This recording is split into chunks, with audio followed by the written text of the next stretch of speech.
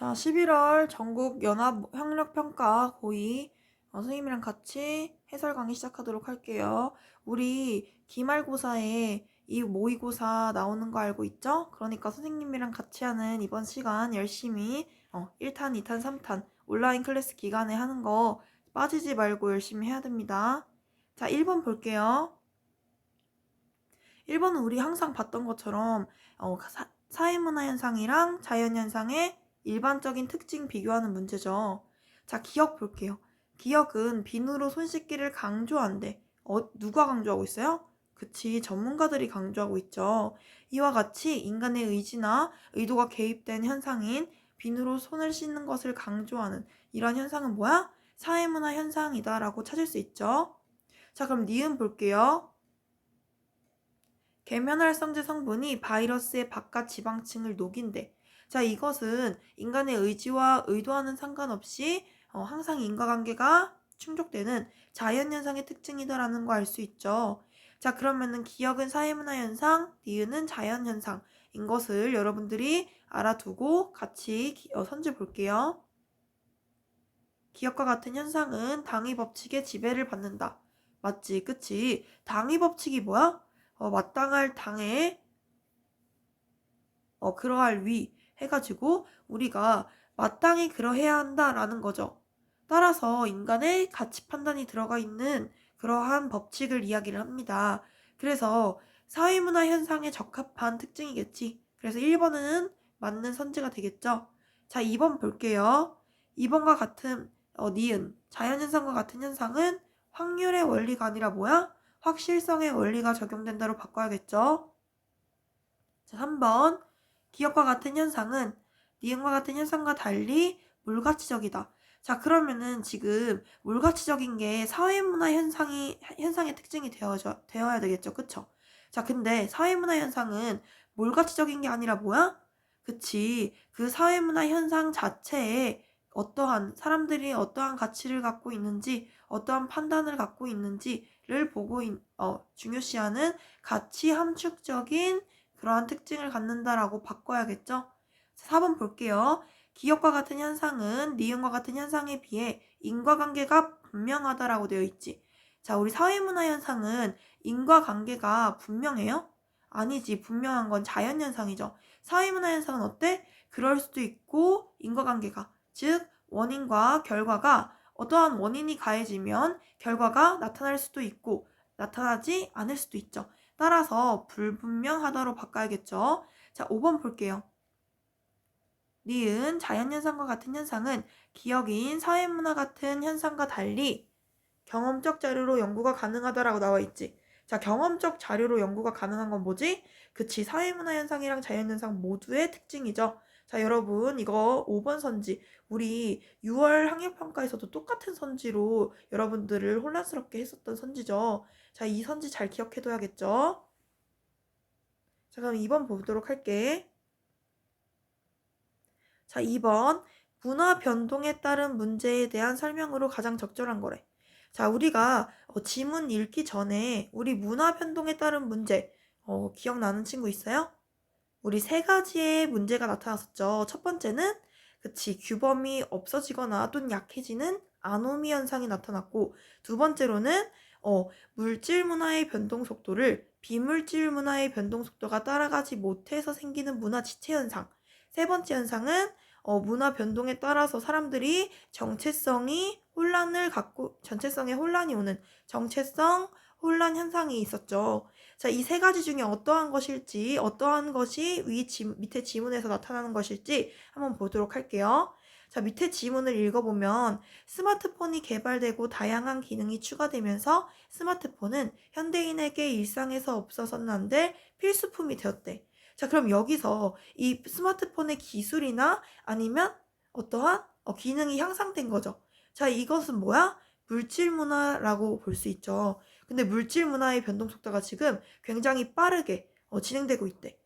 그런데 우리가 쭉 읽어보면 맨 마지막에 운전 중 스마트폰 사용에 관한 사람들의 의식 수준은 여전히 낮은 단계에 머물러 있다라고 나오지. 자, 여기서 의식 수준이라고 하는 것은 뭐예요? 비물질, 그치, 문화라고 볼 수 있겠죠. 이러한 비물질 문화가 여전히 낮은 단계에 머물러 있대.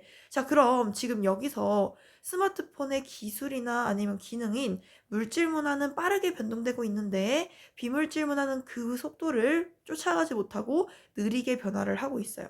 자, 그래서 나타난 현상이지. 그럼 뭐가 돼요? 그치, 문화지체 현상이다라는 거 찾을 수 있겠죠. 자, 그러면은 여기서 가장 가까운 선지는 뭐야? 그렇지, 4번. 물질 문화와 비물질 문화의 변동 속도 차이에서 비롯되는 현상이다라는 것을 여러분들이 정답으로 고르면 맞는 그러한 문제풀이가 되겠지. 자, 우리 물질 문화와 비물질 문화의 변동 속도 차이가 있다라고 하는데, 그럼 여기서 말하는 문화지체 현상에서 물질 문화와 비물질 문화 중에 어떤 것의 변동 속도가 더 빠를까요? 그치. 물질 문화의 변동 속도가 더 빠른 것이, 비물질 문화에 비해 물질 문화의 변동 속도가 더 빠른 것이 문화지체 현상이다 라는 거 알 수 있어야 됩니다. 자, 그럼 반대로 비물질 문화의 변동 속도를 물질 문화의 변동 속도가 못 따라가는 현상은 뭐죠? 그치. 기술지체 현상이었죠. 기억나나요? 기억 안 나는 친구도 지금부터 기억을 하면 되겠죠? 자, 3번 그 다음 보도록 할게요. 다음은 사회문화 현상의 연구 방법이래. 자, 봅시다. A는 방법론적 1원론, B는 방법론적 2원론에 기반한다라고 되어 있죠. 자, 그러면 여기서 A는 뭐야?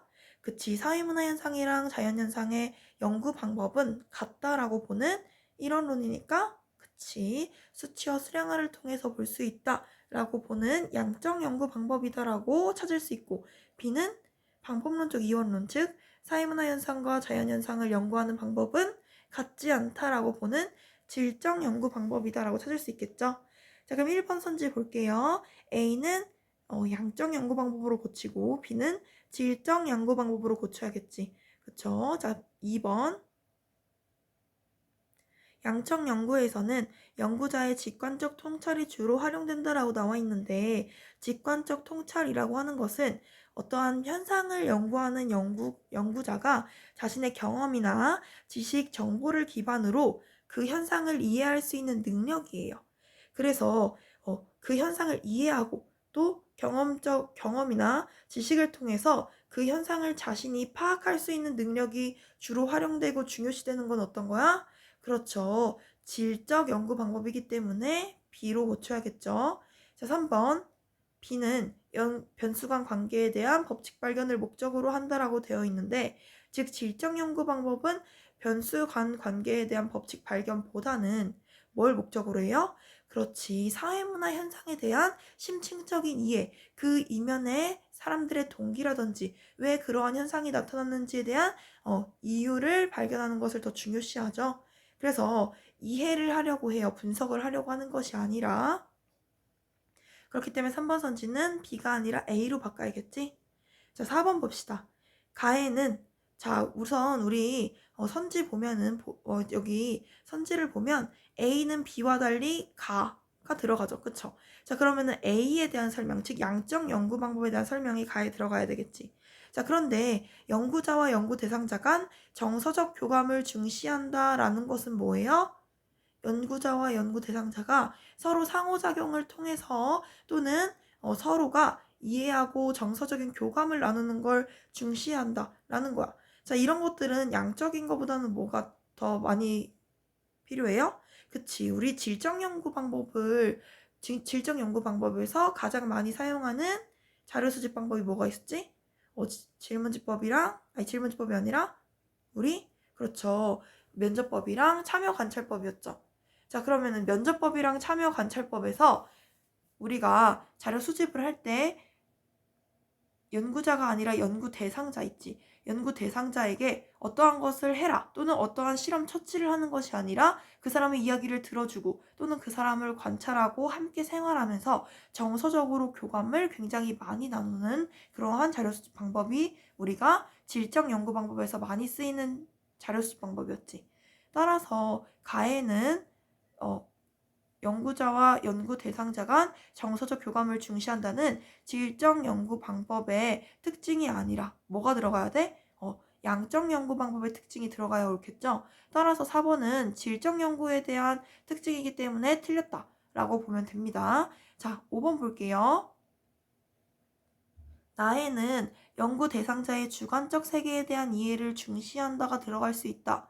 그쵸, 맞죠. 연구 대상자의, 즉 연구를 받는 사람들, 관찰을 당하는 사람들, 실험을 당하는 사람들, 또는 면접을 당하는 사람들, 이런 연구 대상자의 의도나 그러한 행동을 한 의도, 또는 동기나 아니면 어떠한 현상에 대해서 사람들에 대한, 또는 어떠한 자신의 행동에 대한 생각에 대해서, 이게 바로 주관적인 세계지. 이에 대해서 분석하고 또 이해하려고 하는 그러한 것이 중요하다라고 볼 수 있죠. 따라서 나에는 이러한 연구 대상자의 주관적 세계에 대한 이해를 중시한다가 들어갈 수 있겠죠. 자, 우리 4번 볼게. 개인과 사회의 관계를 바라보는 관점을 설명하는 이론 두 가지 기억나죠? 뭐랑 뭐예요? 사회 실제론과 사회 명목론이죠. 자, 우리 봅시다. 아래 선지는 이 실제론과 명목론 중에 어떤 것에 가까운지 볼게. 개인은 사회의 틀 안에서 살아간다. 자, 여기서 보면은 사회의 틀 안에서 살아간대. 자, 그럼 사회의 영향이 굉장히 큰 거겠죠. 자, 그런데 우선은 판단하기는 아직 이르죠. 좀 더 힌트를 봅시다. 두 번째 줄에 모든 영역에 걸쳐서 개인의 삶은 사회의 영향력 아래에 있대요. 개인은 사회의 영향을 받는데. 또한부터 볼게요. 사회는 특정한 개인의 생애를 초월하는 역사적 실체래. 자, 사회가 개인을 넘어서서 어떠한 역사적으로 실체가 있다라는 거야. 그러면 이건 뭐에 더 가까워요? 그치, 여기서는 사회 실제론에 대한 설명이죠. 그쵸? 사회 실제론에 대해서 이야기를 하고 있다라고 찾을 수 있어야겠죠? 자, 그러면 여기 사회 실제론에 부합하는 진술을 보기에서 보도록 할게요. 자, 기억 볼게. 개인은 사회에 의해 구조화된 행동을 한다. 이 구조화된 행동이라고 하는 것은 개인이 사회에서 정한 어떠한 규범이라든지 아니면 제도적 규칙에 의해서 표준화되고 정형화된 행동을 하는 게 바로 구조화된 행동이야. 예를 들어서 개인이 자신이 너무 마음대로 행동을 하고 싶은데, 예를 들어 어떤 사람이 어떤 사람한테 거짓말을 해가지고 사기를 쳐서 돈을 벌고 싶어요. 자, 그런데 이때 사회가 정한 규칙은 어때? 규범은, 사회에서 통용되고 있는 규범은 어떠한 사람에게 사기를 쳐서 돈이나 아니면 금전적인 이익을 봐서는 안 된다라는 게 모두 정형화되어 있고 표준화되어 있는 규범과 규칙이야. 자, 그러면 사람들은 그것을 어기면 어떻게 돼요? 그치, 안 되겠지. 법적 제재나 사람들에게 비난을 받는 사회적인 제재를 받겠죠. 따라서 개인은 사회에 의해서 구조된 행동을 한다라는 것은 개인을 넘어서는 사회의 영향력이 크다는 사회 실제론적 관점에 부합하겠죠. 그래서 기억은 맞는 보기가 되겠습니다. 자, 니은 볼게. 니은은 개인의 주체성이 사회의 구속성보다 우선한데. 자, 그럼 개인이 사회보다 더 영향이 크다라는 거지. 따라서 사회 명목론에 가깝습니다. 사회 명목론에 해당하는 선지겠죠. 디귿 볼게요. 사회는 개인의 특성과는 다른 독자적인 특성을 지닌다라고 되어 있지. 자, 얘는 뭐야? 그렇죠. 사회는 개인의 특성과 달리 독자적인 특성을 지니는 개인의 특성들, 즉 개인의 합과는 다른 개인의 합을 넘어서는 어떠한 특성을 따로 갖고 있다라고 보기 때문에 사회 실체론에 해당하는 그러한 관점이다라고 볼 수 있지. 리을 볼게요. 사회 규범은 개인들이 그것을 옳다고 믿기에 존재한다라고 되어 있어. 개인들이 옳지 않다고 믿으면 그건 존재하지 않는다라는 거지. 따라서 뭐의 힘이 더 커? 사회와 개인 중에 개인의 힘이 더 크다라는 것을 우리가 유추할 수 있겠죠. 따라서 지금 사회 명목론의 특징이다라고 볼 수 있겠지. 자, 그럼 우리 지금 사회 실제론에 해당하는 그러한 사회 실제론의 관점에 부합하는 진술은 뭐랑 뭐예요? 기억과 디귿해서 2번 고르면 되겠죠. 자, 우리 5번 볼게요. 자료에 대한 옳은 분석을 고르래. 나는 갑과 을이 안내문에 따라서 자신이 소속된 사회 집단에 대해서 작성한 거래요. 자, 안내문. 자신의 이름과 소속된 사회 집단을 표에 적으세요. 그리고 그 밑에 거 한번 봅시다. 자신의 가치관, 태도, 행동 등의 기준으로 여기는 집단. 자, 우리 이거 기억나죠? 뭐야? 그치, 중거 집단에 대한 이야기죠? 따라서 중거 집단에는 별표, 비고란에 별표 표시를 한대요. 자, 우리 보면 가와 나와 있죠. 그치? 자, 그런데 이제 갑과 을의 안, 갑과 을이 작성한 것을 기준으로 보기를 한번 분석해 보도록 할게요. 자, 보기 기억 볼게. 가와 나에는 각각 두 개의 자발적 결사체가 적혀 있다라고 되어 있어. 자, 선생님이 여기 표시해 놓은 것과 같이 자발적 결사체에는 V 표시를 해놨어. 자, 어디에요? 가에서는 땡땡 기업내 공연 감상 동아리랑 땡땡 고교 총동문회. 자, 을에는 그렇지. 동네 조기축구회랑 동물보호 시민단체가 자발적 결사체죠. 자, 여러분 자발적 결사체는 뭐였어요? 그치. 어떠한 사람들의 관심사나 또는 취미 이러한 것들이 같은 사람들끼리 자발적으로 결성한 집단 또는 단체가 바로 자발적 결사체라고 했었지. 자, 우리 자발적 결사체 크게 세 가지로 나눴었어요. 기억나죠? 뭐야? 관심사가 같은 사람들끼리 친목 집단을 이루고 뭐 동호회라든지 아니면은 동아리라든지 이러한 것들이 해당하죠. 자, 이익 집단은 뭐였어? 자신의 이익이나 아니면은 직업적인 이해관계가 같은 사람들끼리 결성한 것이 이익 집단. 그치? 두 번째 이익 집단이 있었고 세 번째로는 공익을 위해서 사람들이 결성하는 시민 단체가 있습니다. 자, 이 세 가지 기억해야 돼요. 꼭. 자, 우리 니은 볼게. 자, 가에는 나와 달리 비공식 조직이 적혀 있다. 자, 우리 가에 볼게. 비공식 조직 어디 있어? 그쵸. 비공식 조직은 뭐야? 공식 조직 내에서 자신의 관심사나 어떠한 취미가 같은 사람들끼리 꾸린 그러한 조직이 비공식 조직이라고 했죠. 자, 비공식 조직 가에는 어디 있어요? 땡땡 기업 내 공연감상 동아리라고 선생님이 하트 표시를 해놨죠. 자, 그럼 또 있을까? 없죠. 나에는 아예 존재하지 않죠. 따라서 가에는 나와 달리 비공식 조직이 적혀 있는 것을 확인했죠. 자, 우리 비공식 조직이라고 하는 것은 자발적 결사체일까? 그쵸. 자발적 결사체는 비공식 조직일 수도 있고 또 공식 조직일 수도 있어. 그런데 비공식 조직은 개인들이 관심사나 취미가 모인 사람들끼리 어떻게 해요? 어떠한 공식적 조직 안에서 결성한 단체지. 따라서 관심사나 취미가 맞는 사람들끼리 자발적으로 결성한 단체이죠. 그래서 자발적 결사체 안에 속한다라는 점을 꼭 알아두세요. 선생님이 오른쪽 빈 공간에 자발적 결사체랑 비공식 조직의 포함 관계를 벤 다이어그램으로 해놨죠. 확인하세요.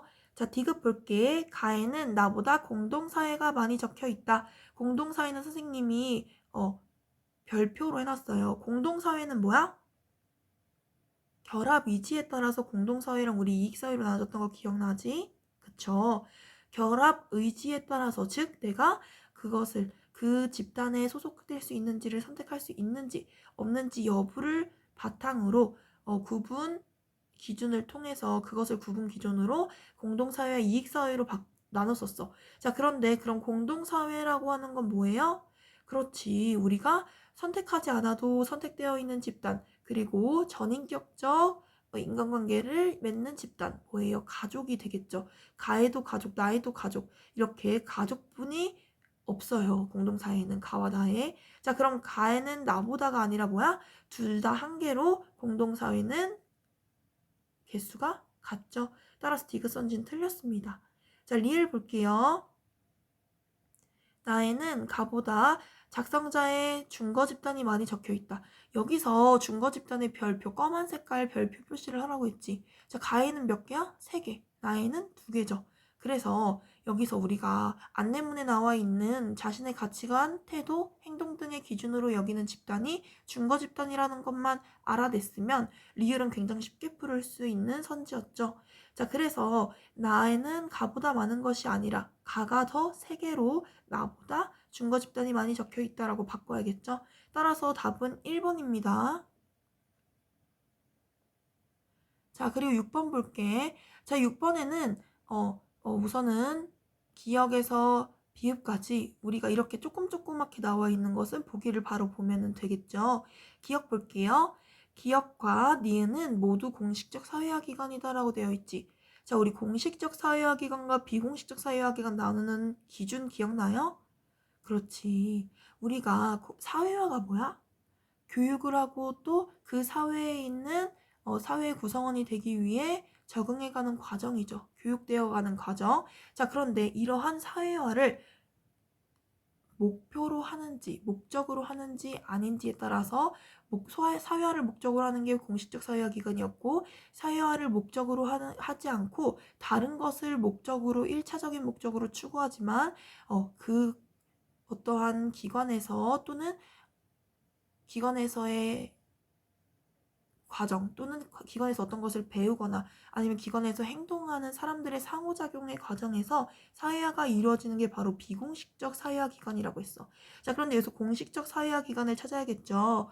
우리 공식적 사회화 기관 대표적인 예 뭐가 있었어? 학교라든지 직업훈련소가 있었죠. 자, 그런데 기업은 대학교 맞죠. 학교가 맞죠. 그래서 공식적 사회화 기관이죠. 자, 그런데 니은은 방송사죠. 방송사는 사회화, 즉 교육이라든지 아니면은 사회의 구성원이 되기 위한 그러한 적응 과정이 주된 목적이에요? 아니지. 사람들에게 뭐 방송을 좀 더 좋은 방송을 제공한다든지 아니면은 여론을 형성하기 위한 여러 가지 정보를 제공하는 게 목적이겠지. 따라서 니은은 공식적 사회화 기관이라고 할 수 없고 비공식적 사회화 기관으로 분류해야겠죠. 그래서 기억 선지는 틀린 선지가 되겠죠. 니은 볼게. 디귿은 갑의 역할 행동이다. 여러분, 역할 행동의 정의 기억나요? 역할 행동은 뭐였어? 지위에 따른 사회적으로부터 지위에 따라 기대되는 어떠한 행동 양식인데, 그런 그 행동 양식을 갖고 있는 그 지위를 갖고 있는 사람이 직접 행한 행동이죠. 그게 역할 행동이지. 즉 자신의 지위 또는 역할에 따른 지위에 따라 기대되는 행동인 역할을 수행한 결과가 바로 역할 행동이다라고 볼 수 있겠죠. 따라서 디귿은 기자로서 자신의 역량을 높이 평가받았대. 그거 평가받는 건 자기가 직접 행한 거야? 그쵸? 아니죠. 따라서 역할 행동이라고 볼 수 없겠죠? 그래서 틀린 선지가 되겠죠? 자, 디귿 볼게요. 리을은 미음과 달리 성취지유이다. 자, 리을 볼게. 어머니라고 하는 것은 우리가 노력해서, 즉 결혼도 해야 되고 임신도 해야 되고 아이를 잘 키워야 되겠죠. 그래서 리을의 어머니라고 하는 것은 성취지위가 맞습니다. 자, 그런데 미음은 성취지위가 아니어야겠지. 미음 딸은 뭐야? 내가 딸이 될지 아들이 될지 선택할 수도 없고, 또 내가 태어나기 싫다고 해서 태어나지 않는 것도 아니죠. 그래서 자신이 선택하지 못하는 태어날 때부터 갖고 있는 지위인 귀속 지위가 되겠지. 그래서 디귿에서 리을은 미음과 달리 성취 지위이다라고 하는 선지가 맞는 선지가 되겠죠. 자, 리을 볼게요. 비읍은 갑의 역할 갈등이다라고 되어 있어. 자, 여기서 나온 고민이라고 하는 거. 역할 갈등은 뭐예요? 한 개인에게 두 가지 이상의 역할이 충돌해서 생기는 갈등 현상을 바로 역할 갈등이라고 했죠. 자, 여기서 우리 갑의 역할 갈등이라고 했는데 갑은 어떠한 역할과 어떠한 역할이 충돌을 하고 있는지 봐야겠지. 이 고민은 어떠한 두 가지의 역할이 충돌돼서 생기는 거예요? 그치, 맞지. 뭐와 뭐? 딸로서 어머니가 입원해서 병상을 지켜야 되는, 즉 간병인으로서 병수발을 들어야 되는 그러한 역할과, 그리고 기자로서, 이 사람이 기자로서 출장을 가서 출장을 가야 되는 그러한 기자로서의 역할이 충돌이 되고 있죠. 출장을 가야 하는 그런 역할이. 따라서 이것은 역할 갈등이다라고 볼 수 있습니다. 5번이 정답이 되겠어요. 자, 7번. 다음 글에 나타난 일탈 이론에 대한 설명으로 옳은 것은 이라고 나와 있어.